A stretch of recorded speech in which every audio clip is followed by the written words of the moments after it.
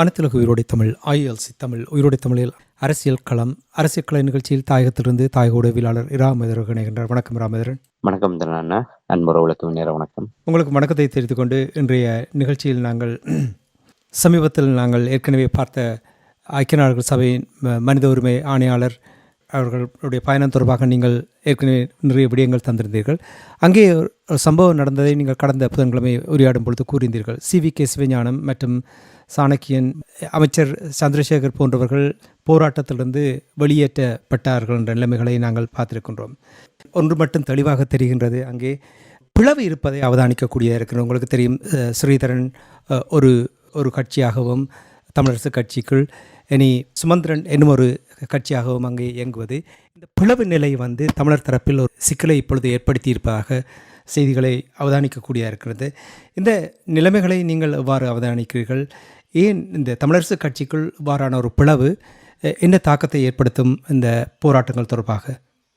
நிச்சயமாக தமிழரசு கட்சிக்குள் இருக்கின்ற தலைமத்துவ சிக்கல் என்பது இப்போது தீருகின்ற ஒரு நிலைமை இருப்பதாக தெரியவில்லை. அது மேலும் மேலும் ஒரு தீவிரமடைந்து செல்லக்கூடிய ஒரு நிலைமைதான் இருக்கின்றதுன்னு சொன்னால், அந்த ஒரு பக்கத்திலே இருக்கின்ற இந்த சுமந்திரன் தரப்பு என்பது அதைத்தான் விரும்புகின்றார்கள். தமிழ் தேசியத்தை அழித்தாகிவிட்டது. தமிழ் தேசிய அரசியலை ஒரு பலகீனப்படுத்தி ஆகிவிட்டது. அடுத்ததாக இறுதியாக தமிழ் அரசு கட்சி, அந்த தமிழரசு கட்சியை அடி ஆணி வேரோடு ஆட்டங்காண வைத்து அதை பட்டுப்போக வைப்பதுதான் அவர்களுடைய இறுதி இலக்கு. ஆகவே அந்த இலக்கு நோக்கி நகர்கின்ற பாதையிலே இந்த பிளவுகள் எல்லாம் அவர்கள் எதிர்பார்த்து உருவாக்குகின்ற ஒரு விடயங்கள். ஆகவே அது இப்போது அந்த செம்மணியிலே பட்டவர்த்தனமாக வெளிப்பட்டிருக்கின்றது. உண்மையிலே நாங்கள் சாணக்கியன், CVK சிவஞானம் போன்றவர்கள் அந்த இடத்திலே ஒரு ஒரு பொருத்தமற்றவர்கள்.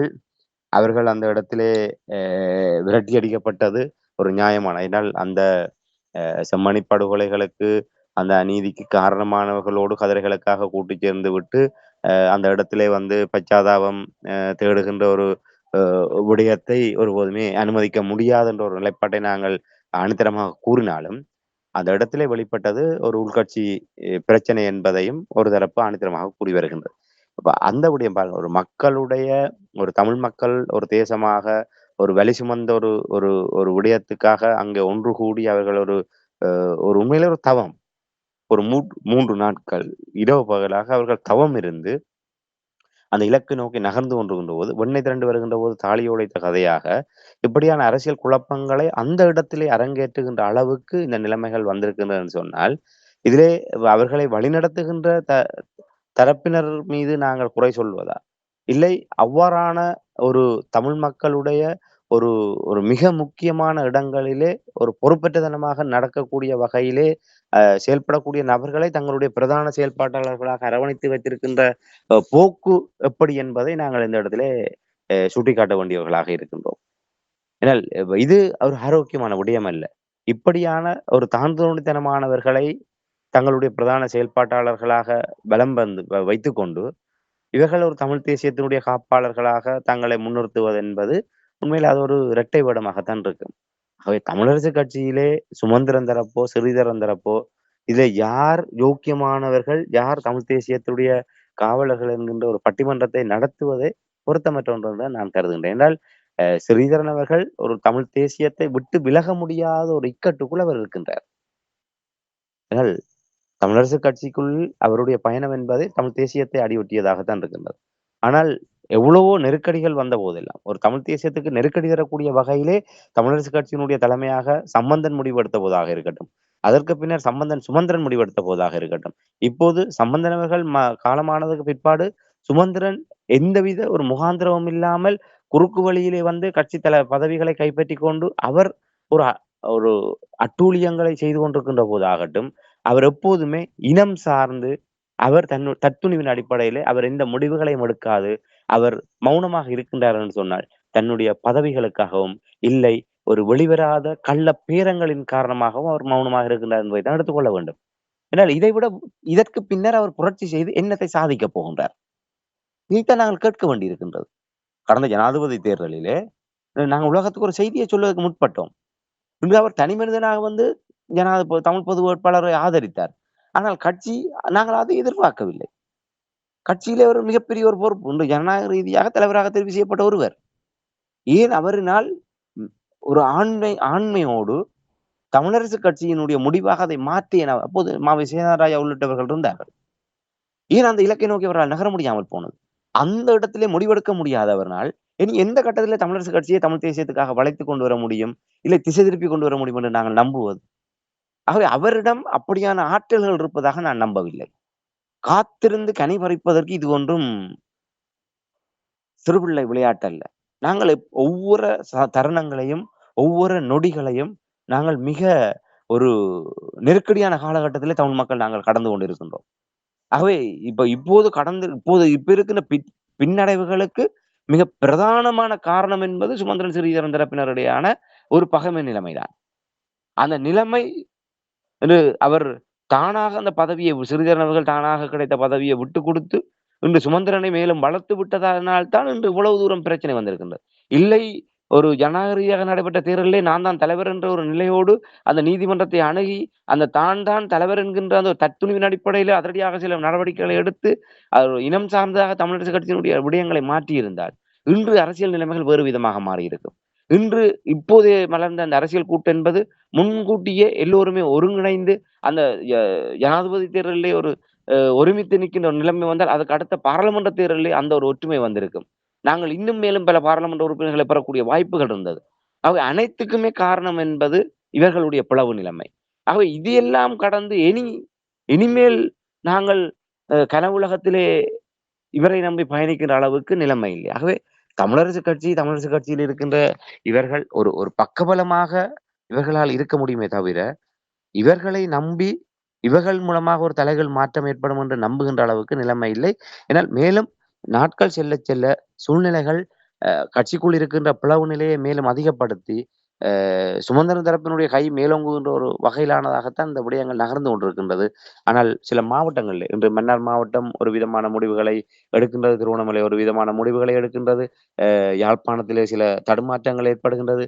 இது எப்படி இருந்தாலும் ஸ்ரீதரன் அவர்கள் இதை லாபகமாக பயன்படுத்திக் கொள்வாரா என்பதில் தான் கேள்விக்குறி இருக்கின்றது. ஆனால் அவர் அப்படி எல்லோரையுமே ஒரு சுமந்திரனுக்கு எதிராக எழுகின்ற அந்த கலக குரல்கள் எல்லாத்தையும் ஒருங்கிணைத்து, ஒரு தமிழரசு கட்சியை மீண்டும் தமிழ் தேசிய பாதையில கொண்டு வருவதற்கு இவர் முயற்சி செய்வாரா என்றால், பொறுத்திருந்து தான் பார்க்க வேண்டும். ஆனால் அந்த பொறுத்திருந்து பார்க்கின்ற அந்த வார்த்தை என்பது தமிழ் மக்களுக்கானதாக இல்ல. அவர்கள் எப்படி என்ன செய்யப் போகின்றார்கள் என்பதைத்தான் நாங்கள் பொறுத்திருந்து பார்க்க வேண்டும். உள்கட்சி போர் மிகவும் பாரதூரமாக இருப்பதாக இப்பொழுது வருகின்ற செய்திகள் கூறுகின்றது. ஐநாவினுடைய ஆணையாளர் வந்த விடயம் தொடர்பாக பார்க்கும் பொழுது ராமேந்திரன், இந்த உள்கட்சி விவகாரங்கள் தெளிவாக வெளிப்படுத்தப்பட்டது. அவற்றை நான் இப்பொழுது பெருசாக பார்க்காவிட்டாலும் ஒரு முக்கியமான விடயத்தை நாங்கள் எல்லோரும் அவதானித்தோம். அதாவது ஐநாவினுடைய ஆணையாளர் அங்கே வந்திருந்த பொழுது கஜேந்திரகுமார் பொன்னம்பலம் அவர்கள் எந்த ஒரு இடத்திலும் பிரசன்னமாகவில்லை. என்ன காரணம் என்று ஏதாவது அறியக்கூடியதாக இருந்தது என்றால், ஒரு முக்கியமான தமிழ் மக்களை பொறுத்தமட்டில் தலைமைத்துவம் கொண்ட பண்புகள் கொண்டவர்களில் ஒரு சிலர் தான் இருக்கிறார்கள். அதில் கஜேந்திரகுமார் பொன்னம்பலம் அவர்கள் நாங்கள் ஏற்கனவே கூறியிருக்கின்றோம். அவர் அங்கே அவருடைய பிரசன்னம் இல்லாததற்கு காரணம் என்ன? நிச்சயமாக பலரிடம் அந்த கேள்வி இருக்கின்றது. இதுவரை உத்தியோகபூர்வமாக எந்த ஒரு பதில்களும் கிடைக்காத ஒரு நிலைமை தான் இருக்கின்றது. நான் நம்புகின்றேன், அவர் ஏற்கனவே அவருடைய உடல்நிலை காரணமாக ஆஸ்திரேலியாவிலே போய் நின்று சிகிச்சை எடுத்து வந்த விடயங்கள் எல்லோருக்குமே தெரியும். நான் நினைக்கின்றேன், அதனுடைய ஒரு தொடர்ச்சியாக தன்னுடைய உடல் நலம் சார்ந்த ஒரு தொடர் சிகிச்சைக்காக, இல்லை மேல் சிகிச்சைக்காக அவர் வெளிநாட்டுக்கு சென்றிருக்கின்றார் என்றால் நம்பக்கூடியது. என்றால் அவர் நாட்டிலே இருந்திருந்தால் இந்த விடயங்களை தவிர்க்கக்கூடிய ஒருவராக அவர் இல்லை. நிச்சயமாக அந்த வெற்றிடம் உணரப்பட்டது, எல்லோராலுமே உணரப்பட்டது. இந்த சமூக வலைத்தளங்களை பார்த்தாலும் அந்த விடயம் ஒரு பேசு பொருளாக மாறி இருக்கின்றன. என்றால் ஐநா ஆணையாளர் வந்து கட்சி தலைவர்களை சந்தித்த போதும், தமிழ் கட்சி தலைவர்களை சந்தித்த போதும் மிக ஆணித்தரமாக ஒரு சம்பிரதாய பூர்வமான சந்திப்பாக தமிழ் தரப்பு அதிலே பங்கு பெற்றி இருக்கின்றதே தவிர, அதில் ஒரு காத்திரமாக ஒரு மக்களுடைய குரலாக அந்த விடயங்கள் அங்கே ஒலிக்கக்கூடிய அளவுக்கு அங்கே நிலைமைகள் இல்லை என்பதைத்தான் நாங்கள் இந்த இடத்துல ஒரு வேதனையோடு பதிவு செய்ய முடியும். இன்று கஜேந்திரகுமார் பொன்னம்பலம் அவர்கள் அந்த சந்திப்புகளிலே இருந்திருந்தால், நிச்சயமாக ஒரு கனதியான ஒரு செய்தியை தமிழ் மக்கள் சார்பிலே அவரினால் வெளிப்படுத்தி இருக்க முடியும்.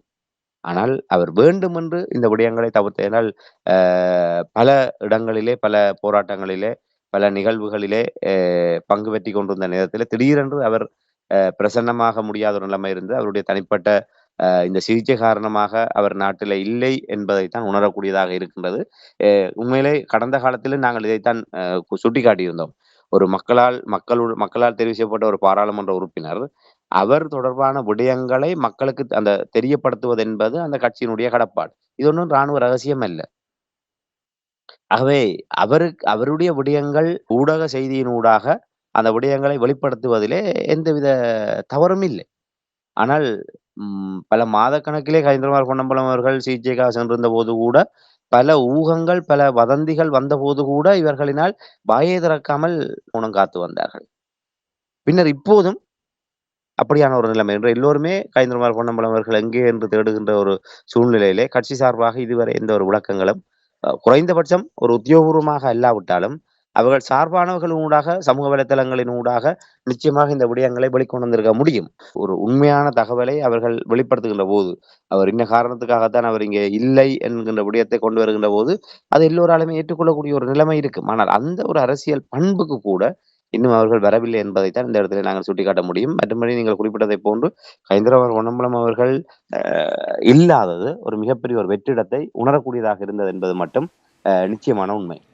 இன்னமொரு விடயத்தை கேட்டு நாங்கள் நிகழ்ச்சி என்று கொண்டு வரலாம் என்று நம்புகிறேன். இப்போ உங்களுக்கு தெரியும், சமீபத்தில் நடந்த உள்ளூராட்சி சபை தேர்தல் தொடர்பாக, ஆட்சி அமைப்பது தொடர்பாக நிறைய பேச்சுவார்த்தைகள் நடைபெற்றது. பொருந்துணர்வுகளுக்கு வந்திருக்கிறார்கள் என்ற விடயங்களை நீங்கள் ஏற்கனவே எங்களுடைய உறவுகளுக்கு கூறியிருக்கிறீர்கள். உங்களுக்கு தெரியும், இந்த இந்த கட்சிகள் எல்லாம் ஒன்று சேர்ந்து செயல்பட்டது ஆட்சி அமைப்பதற்காகவும் பதவிகளுக்காகவும். ஆனால் ஒரு கட்டத்தில் நாங்கள் ஏற்கனவே கூறியது போல் ஒன்று சேர்ந்து செயல்படுவதுதான் தமிழ் மக்களுக்கு, தமிழ் மக்களுடைய விடிவை பெறுவதற்கு, இலக்கை அடைவதற்கு வழிவகுக்கும் என்ற விடயங்களை நாங்கள் கூறி வந்திருக்கின்றோம் நிறைய தடவைகள். தேர்தல் முடிந்த உள்ளூராட்சி சபை தேர்தல் சபையெல்லாம் அமைத்து முடித்த பின்பு அதற்கென்ற ஒரு கூட்டாக செயல்படுகின்ற தேசிய மக்கள் சபையாக இருக்கட்டும், எல்லாத்துக்கும் ஒரு தலைமைத்துவம் ஒன்று தேவை. அதில் நிச்சயமாக கஜேந்திரகுமார் பொன்னம்பலம் அவர்களுக்கு அதற்கான முழு தகுதியும் ஆளுமையும் இருக்கின்றது. இது எவ்வாறு கையாளப்படும் என்று நீங்கள் கருதுகிறீர்கள்? இதுக்குள்ளும் போட்டி வருவதற்கான வாய்ப்புகளை எதுவும் ஏற்படுத்தும் என்று நீங்கள் நம்புகிறீர்களா? உண்மையில் நீங்கள் குறிப்பிடுவதைப் போன்று ஜனநாயக தமிழ் தேசிய கூட்டணிக்கும் தமிழ் தேசிய பேரவைக்கும் இடையே ஒரு இணக்கப்பாடு ஏற்பட்டது. அந்த இணக்கப்பாட்டின் அடிப்படையில் ஒரு மக்கள் விரும்புகின்ற ஒரு மாற்றத்துக்கான ஒரு தொடக்கம் அங்கே உருவாகி இருக்கின்றது என்பது மறக்க முடியாத உண்மை. அது அது ஒரு ஆரோக்கியமாக வலுப்பெற்று ஒரு மக்கள் நலன் சார்ந்த ஒரு கூட்டணியாக அது மலருமா என்றால், அது நாங்கள் ஒரு மிகப்பெரிய ஒரு கேள்விக்குறியோடு தான் அந்த விடயத்தை கடந்து செல்கின்ற ஒரு நிலைமை இருக்கும் என்று சொன்னால், இவர்கள் இருதரப்புமே ஒரு உள்ளூராட்சி மன்ற தேர்தலை சில தந்திரோபாய அடிப்படையிலே அந்த உள்ளூராட்சி மன்றங்களை கைப்பற்றுவது, அந்த ஆட்சிகளை தக்க வைப்பது தொடர்பான நிலைப்பாட்டோடு தான் இந்த உடன்பாடு காணப்பட்டிருக்கின்றது. அதை கடந்து அந்த நோக்கம் வெளிப்படையாக தெரிந்தாலும், அதை கடந்து நாங்கள் ஏற்கனவே சுட்டிக்காட்டியதை போன்று அவர்கள் ஒரு கொள்கை உடன்பாட்டின் அடிப்படையில ஒன்று சேர்ந்திருக்கிறார்கள். இதை எவ்வளவு தூரம் இதிலே உடன்பாட்டிலே கையெழுத்து வைத்தவர்கள் பின்பற்றுவார்கள். கடந்த காலங்களிலும் இவ்வாறு தான் நடந்தது. ஒருவர் மீது ஒருவர் குறை கூறிவிட்டு நடுவழியிலே விட்டு செல்கின்ற ஒரு நிலைமைகள் இருந்தது. அதேபோன்று இந்த உடன்பாட்டிலே கையொப்பம் வைத்த இந்த சங்கு சைக்கிள் கூட்டணியினர் இதை எவ்வாறு பின்பற்றுவார்கள் என்பதிலே ஒரு மிகப்பெரிய ஒரு கேள்விக்குறி இருக்கின்றது. அதை கடந்து நாங்கள் ஏற்கனவே கடந்த நிகழ்ச்சியிலும் இந்த விடயங்களை பேசியிருக்கிறோம். கஜேந்திரகுமார் பொன்னம்பலம் தரப்பு ஒரு நாங்கள் விரும்பாமலோ ஒரு தமிழ் தேசிய அரசியலிலே இன்று ஒரு ஆளுமையோடு இருக்கக்கூடிய ஒரு தலைமை என்று சொன்னால் அது கஜேந்திரகுமார் பொன்னம்பலம் மட்டும்தான். நீண்ட காலமாகவே நாங்கள் இந்த விடயத்தை கூறி வருகின்றோம். 2015ஆம் ஆண்டு 2020ஆம் ஆண்டு பாராளுமன்ற தேர்தல் நடைபெறுவதற்கு முன்னர் விமல் வீரவன்ச உள்ளிட்டவர்கள் தெற்கிழங்கையில் ஒரு அபாயச்சங்கை ஊதியிருந்தார்கள். இதுவரை காலமும் இருந்த பாராளுமன்றத்தை விட இனி வரப்போகின்ற பாராளுமன்றம் மிக சவாலானதாக இருக்கும்.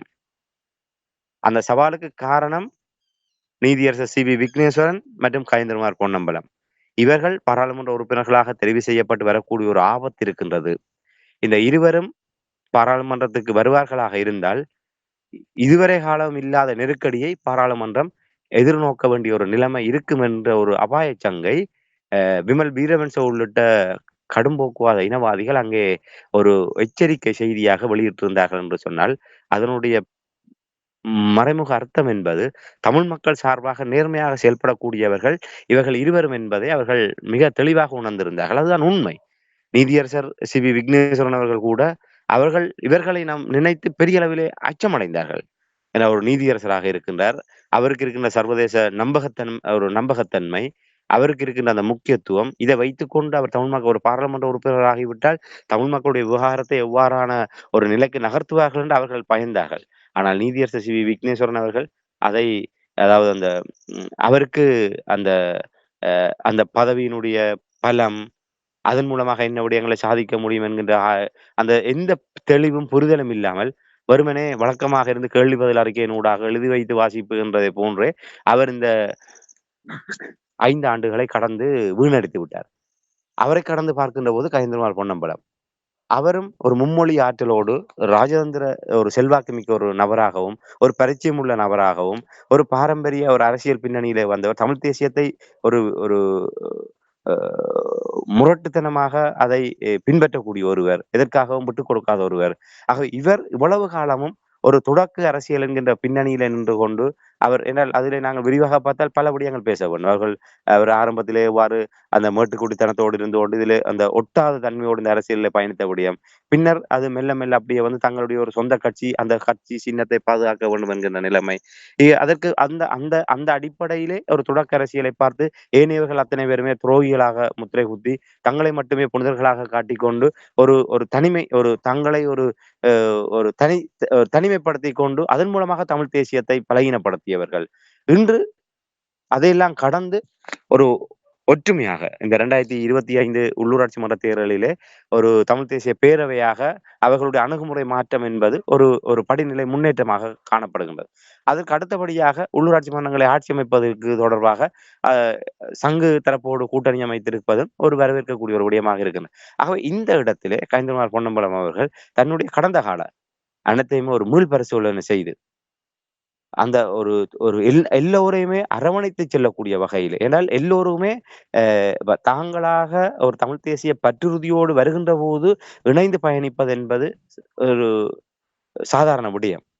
இல்லை தமிழீழ விடுதலை புலிகள் அமைப்பு பலமாக இருந்து கொண்டு, அந்த பலத்தின் நிமித்தமாக ஒரு தமிழ் மக்களுடைய ஒரு விடுதலை அரசியலை முன்கொண்டு செல்கின்ற ஒரு பேரியக்கமாக ஒரு பல்வேறு கட்சிகளையும், இயக்கங்களையும் இணைத்து ஒரு கூட்டணியை உருவாக்கி அதை வழிநடத்துவது என்பது அது வேறு விடயம். அது இந்த இந்த குழப்பங்களுக்கெல்லாம் அப்பாற்பட்ட ஒரு சக்தி இவர்களை வழிநடத்துகின்ற போது, அ அதனால் அது சாத்தியப்பட்டது. ஆனால் இப்போது அப்படி அல்ல. ஆகவே இதிலே எல்லோரையுமே எப்படி இணைத்து கொண்டு போகின்றன, இவர்கள் ஒருவரும் இணைப்பது என்பதற்கு அப்பால், இதில இருப்பவர்கள் வெளியேறி விடாமல் இருப்பதற்கு என்னென்ன விடயங்களை செய்ய வேண்டும் என்பதை முதலிலே கற்றுக்கொள்ள வேண்டும். அவ்வாறு கற்றுக்கொள்கின்ற போதுதான் இவர்கள் தங்களை தகவமைத்துக் கொள்ள முடியும். இணைப்பது என்பது சுலபம். அந்த இணைப்பிலிருந்து விலகாமல் செய்வதற்கு நிறைய அர்ப்பணிப்புகளை, நிறைய விட்டுக் கொடுப்புகளை செய்ய வேண்டும். அதுதான் தலைமைத்துவத்தினுடைய பண்பு. ஏன்னா இணைப்பது என்பதிலே இது எப்படி இணைந்தார்கள்? உள்ளூராட்சி, ஆட்சி அமைப்பு, பதவி, கதிரை, அரசியல் சுயலாபம் இப்படி பல காரணங்கள் எல்லாம் சேர்ந்த சேர்வைதான் இந்த இணைப்பு. இனி இந்த இணைப்பு என்பது ஒரு பக்கம் அப்படி சுயநல காரணங்கள் இருந்தாலும், அந்த இணைப்பு என்பது ஒரு தமிழ் தேசியம் சார்ந்த ஒரு ஒரு ஒரு ஒரு கலவையும் இருக்கின்றது அதில் ஒரு காரணமாக. ஆகவே அதை வைத்துக்கொண்டு, அதை எப்படி மேலெழும்பச் செய்வது? இந்த சுயநல அரசியல். க கதிரையை, பதவி ஆசை, சுயநலம், கட்சி அரசியல், தங்களுடைய எதிர்கால நலன்கள் இப்படியான விடயங்கள் மேலோங்கி இருக்கின்ற பட்சத்திலே, அதை மெல்ல மெல்ல வலுக்குறைப்பு செய்ய, அதைவிட தமிழ் தேசிய நலன் முதன்மையானதாக அதை கொண்டு வருகின்ற வகையிலும், இந்த கூட்டமைவிலிருந்து வெளியேறாமல் ஒவ்வொருவரையும் தக்க வைப்பது தொடர்பாகவும் இவர்கள் தங்களை மதிப்பாய்வு செய்ய வேண்டும். அந்த நிலையை நோக்கி நிச்சயமாக கயந்திரமார் பொன்னம்பலம் தரப்பினர் தங்களை அர்ப்பணித்துக் கொள்ள வேண்டும் என்றால், இன்று அவரை விட்டால் இந்த என்று பார்த்தீர்களானால், ஐநா ஆணையாளர் வருகின்ற போது பாராளுமன்றத்திலே என்னுடைய பார்வையிலே மனோ கணேசன் அவர்கள் மிக அ யாருக்கும் அஞ்சாமல் இவ்வளவு பெரிய ஒரு நிலையிலே வந்திருக்கின்றார். இவரை நாங்கள் இந்த இடத்திலே வைத்து ஒரு தர்ம சங்கடத்துக்கு உள்ளாக்குவதனூடாக தன் சார்ந்த இனத்துக்கு ஏதாவது பின்னடை வருமா என்று கூட யோசிக்கவில்லை. ஈழத்தமிழர்களை ஏமாற்றியதைப் போன்று மலையக மக்களை ஏமாற்றி விடாதீர்கள் என்று முகத்துக்கு முன்னாலே நெற்றிப்பொட்டில் அடித்தால் போல் பேசியிருக்கின்றார். அதேபோன்று இவரும் பேசியதாக நான் அறியவில்லை. சுயேட்சை குழுவாக இருக்கின்ற வைத்தியர் அர்ச்சுனா அவர்கள் சில விடயங்களை பேசியிருக்கின்றார். ஆனால் அவர் அவர் பேசிய விடயத்தை விட யார் பேசுவது என்கின்ற ஒரு முக்கியம் இருக்கின்றது. அவர் தன்னை ஒரு கோமாளி அரசியல்வாதியாக தன்னை நிலைநிறுத்தி வைத்துக் கொண்டு அவர் எதை பேசினாலும் அது கோமாளித்தனமாகத்தான் இருக்கும். இவர் யார் சார்பிலே பேசுகின்றார்? அதுதானே முக்கியம். ஒரு பண்பு இருக்கின்ற அரசியலுக்குன்னு ஒரு பண்பு இருக்கின்றது. அந்த பண்பை கடந்து ஒரு கோமாளித்தனமாக வித்தைகளை காட்டிவிட்டு இன்று ஐநா ஆணையாளர் வருகின்ற போதே இலங்கை பாராளுமன்றத்திலே ஒரு கட்சி தலைவர்களை சந்திக்கின்ற போது இப்படியான ஒரு வித்தைக்காரனையும் சந்திக்க போகின்றோம் என்று அவர்கள் தயார்படுத்தப்பட்டிருப்பார்கள். ஆக இவர் என்னத்தை தான் கூறினாலும் நடந்தது இனப்படுகொலை, ராஜபக்சேக்கெல்லாம் இனப்படுகொலை செய்தார்கள், கடந்த அரசாங்கம் தான் எல்லாத்தையும் செய்தது என்று அவர் உண்மையை பேசினாலும் அது ஒரு இப்படியான வித்தைக்காரனுடைய பேச்சாகத்தான் அது கடந்து சென்றிருக்கும். ஆனால் கஜேந்திரகுமார் பொன்னம்பலம் பேசுகின்ற போது அதான் ஆரம்பத்தில் கூறினேன், ராஜதந்திர மட்டத்தில் இருக்கின்ற மதிப்பார்ந்த ஒரு நிலை, அவருடைய குடும்ப பின்னணியும் அவருடைய அந்த மும்மொழி ஆற்றல், ஏற்கனவே இருக்கின்ற ராஜதந்திர தொடர்புகள், இவை எல்லாமே கஜேந்திரகுமார் பொன்னம்பலத்துக்கு ஒரு வரமாக கிடைத்தவை. ஆகவே அந்த இடத்திலிருந்து முன்னோக்கி செல்வது தமிழ் மக்களுக்கு நன்மை பயக்கக்கூடிய ஒன்று. ஆகவே இந்த சங்கு சைக்கிள் கூட்டணியை மேலும் வலுப்படுத்திக் கொண்டு இன்னும் அந்த வெளியே இருக்கின்ற தமிழ் தேசிய பரப்பிலே விட்டு போயிருக்கின்ற தரப்பினரை முனைத்து ஒரு வடக்கு கிழக்கு தழுவியதாக இந்த சங்கு சைக்கிள் கூட்டணியை ஒரு பலம் மிக்கதாக முன்னகர்த்தி, இப்ப உள்ளூராட்சி மன்ற ஆட்சி அமைப்பு என்பதை கடந்து இது அடுத்த 4 ஆண்டு வரை நீடிக்குமா இல்லையா என்கின்ற ஆய்வுகளை எல்லாம் கடந்து உள்ளார்ந்தமாக இந்த சங்கு சைக்கிள் கூட்டணியோடு தமிழ் தேசியத்தில் ஈடுபாடுள்ள தரப்பினரும் இணைந்து அவர்களை இணைத்துக் கொண்டு இந்த அரசியல் பேரியக்கத்தை தலைமை தாங்கி முன்கொண்டு செல்ல வேண்டும் என்று அவர்கள் உளப்பூர்வமாக முதலிலே தாங்கள் தயார்படுத்திக் கொள்ள வேண்டும்.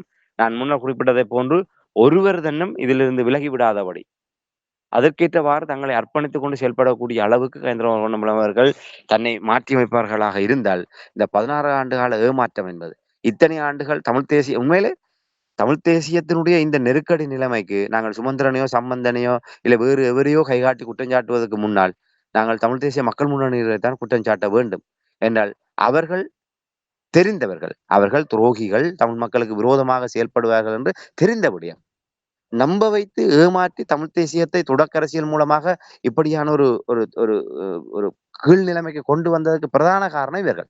ஆகவே அதை கூட மறந்து மன்னித்து தமிழ் மக்கள் உங்களுக்கு பின்னால் அணிவகுக்கின்றார்கள். இந்த தமிழ் தேசிய பேரவை என்கின்ற ஒரு ஒரு விடயத்துக்காக உங்களை அவர்கள் ஏற்றுக்கொண்டிருக்கின்றார்கள். அது மேலும் வலுப்பெற வேண்டுமாக இருந்தால் தமிழ் மக்கள் தயாராக இருக்கின்றார்கள். இந்த விடயங்களை எல்லாம் மறந்து உங்களை ஒரு தலைமை சக்தியாக ஏற்றுக்கொள்ள தயாராக இருக்கின்றார்கள். அதற்கு நீங்கள் முதலிலே உங்களை தகவமைத்துக் கொள்ள நீங்கள் தயாராக இருக்கின்றீர்களா என்பதைத்தான் மக்கள் உங்களிடமிருந்து எதிர்பார்க்கின்ற ஒரு விடயமாக இருக்கின்றது. இதைத்தான் இந்த இடத்துல பதிவு செய்ய முடியும். நன்றி ராமேந்திரன். அந்த செய்தியை எங்களுடைய மக்கள் மத்தியில் நாங்கள் விட்டுவிட்டு அவர்களும் அதற்கான ஒரு ஆலோசனை வழங்குவார்கள் என்ற நம்பிக்கையோடு நாங்கள் இன்றைய இந்த நிகழ்ச்சியை நிறைவு கொண்டு வந்து மீண்டும் இன்னும் ஒரு அரசியல் கலை நிகழ்ச்சி இணைந்திருப்போம். அதுவரைக்கும் நன்றி, வணக்கம். நிச்சயமான நன்றி, வணக்கம். உயிரோடை தமிழ் மக்கள் வானொலி உறவுகளே, இத்தோடு அரசியல் கலை நிகழ்ச்சி நிறைவுக்கு வருகின்றது. உயிரோடை தமிழில் தொடர்ந்து வருகின்றது உயிரோடை தமிழில் தொடர்ந்து வருகின்றது பேர்லினிலிருந்து சேகர் அவர்கள் தொகுத்து வழங்கும் இதயராக நிகழ்ச்சி. அந்த நிகழ்ச்சியோடு இணைந்திருங்கள் என்று அன்பாக கேட்டுக்கொண்டு இன்றைய நிகழ்ச்சிகளை செவிமடுத்த உயிரோடை தமிழ் அன்பு உறவுகளே, உங்கள் ஒவ்வொருவருக்கும் நமக்கு விளம்பர உதவி புரியும் அத்தனை பத்த வல்லர்களுக்கும் உயிரோடை தமிழுக்கு ஆதரவு கரம் நீட்டும் அன்பர்கள், நாள் ஆதரவு நிகழ்ச்சி ஆதரவு தரும் அன்பர்களை வாழ்த்திக்கொண்டு காலை மாலை இரவு வணக்கத்தை கூறி நாளைய விடுதல் உங்கள் அனைவருக்கும் இன்பமாக மகிழ்ச்சியாக அமைய வேண்டும் என்று வாழ்த்தி உங்கள் இதயங்களிலும் இல்லங்களிலும் இனிமையே தளவட்டும். நன்றி உறவுகளே, வணக்கம். எமது பார்வையாளர்களுக்கு வணக்கம். மக்களின் குரலாய் ஓங்கி ஒலிக்கும் இலக்கு மின்னிதழ் மற்றும் உயிரோடை தமிழ் வானொலி ஆகிய இவ்விரு ஊடகங்களும் உங்களைப் போன்ற எமது நேயர்கள் நண்பர்களின் ஆதரவிலேயே இயங்கி வருகின்றன. மிக குறைந்த வளங்களுடன் பல இடர்கள் மற்றும் தடைகளை தாண்டி பயணிக்கும் எமது ஊடகங்களின் பணிகள் மேலும் வளர உங்களால் முடிந்த நிதியுதவியை வழங்கி இன்னும் காத்திரமான செயற்பாடுகளை முன்னெடுக்க உதவுமாறு மிகவும் பணிவன்புடன் வேண்டி நிற்கின்றோம். உங்கள் பங்களிப்பு உங்களின் உரிமை குரலாய் ஓங்கி ஒலிக்கும். நன்றி.